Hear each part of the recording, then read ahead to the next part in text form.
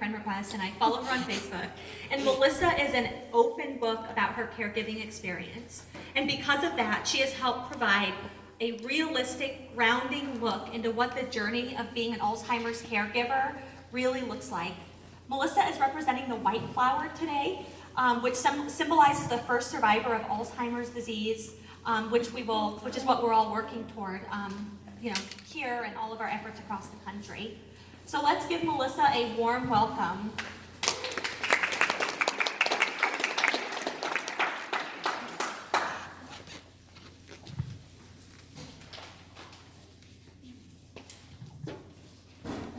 Good morning.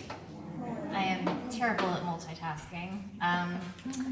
My name is Melissa Williams, and I am more than honored to be standing here before you today representing the white flower. The most coveted symbol in the world of Alzheimer's, the white flower represents hope. Hope for a cure for Alzheimer's first survivor. 7 years and 1 month ago, my mother was handed her diagnosis. And for 7 years and 1 month, I was her primary caregiver. Tomorrow marks 3 weeks since Alzheimer's stole my mother's final breath and stole her from her family and from me. When someone you love is handed a diagnosis of Alzheimer's after the shock wears off, it's as if the grief begins immediately.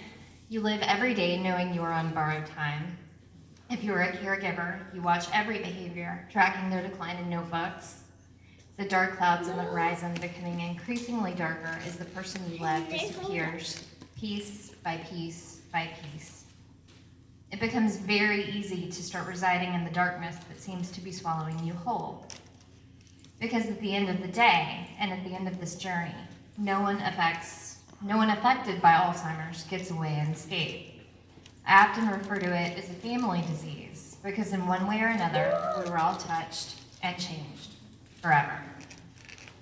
I could stand here and share all the darkness I experienced while caring for my mom, but today I am stepping out of the dark into the light and focusing on one thing: hope.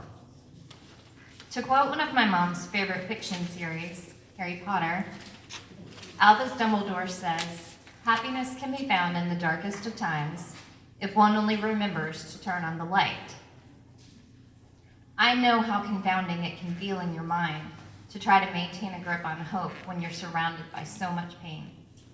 It's a fight. I won't lie to you and say it's easy, but there is hope to be sought, and there is hope to be seen. When you look in the eyes of your loved one, or of yourself, the eyes of another caregiver, the eyes of the children who are a part of the Alzheimer's journey. I always say my one regret is not getting involved with the Alzheimer's Association earlier in Mom's disease. Not only could she have participated, but I wouldn't have spent years feeling a perpetual loneliness that I thought no one else understood. To be frank, I didn't know what this white flower represented until June of last year. Denial is not just a river in Egypt. I got invited last minute to participate in a local longest day event, and something told me just go. I had reached my lowest point yet in Mom's journey as a caregiver, and I needed something to hold on to. Little did I know how much that day would change my life. To make a very long story short, the feelings of camaraderie, compassion, of understanding that I encountered that day sparked a flame within me. That flame, though I didn't know it then, was the spark of hope. Hope in thinking that I could help to make a difference. Hope in knowing I wasn't alone. Hope in knowing help was out there. Hope in knowing people do care. Hope that a cure can be found and that I could be a part of it. We all can. Having hope for the future of Alzheimer's while living with it, either yourself or alongside someone you love, can coexist. Hope comes in all shapes and sizes and truly can be found all around. For me, hope came and still comes in activism, both with the Alzheimer's Association and other groups. I share my story online at a caregiver support forum. I participate in the walk and the longest day.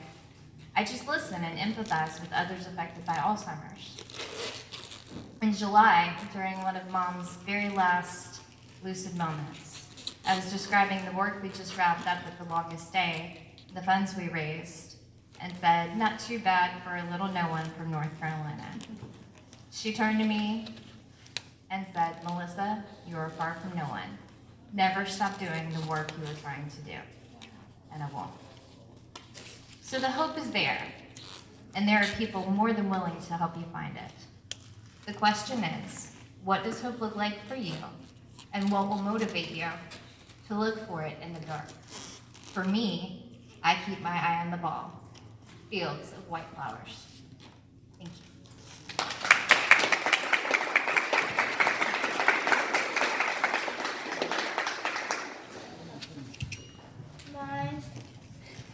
Thank you, Melissa. As you look around, you'll see flowers of different colors. We have purple flowers, blue, orange, and yellow flowers. These flowers highlight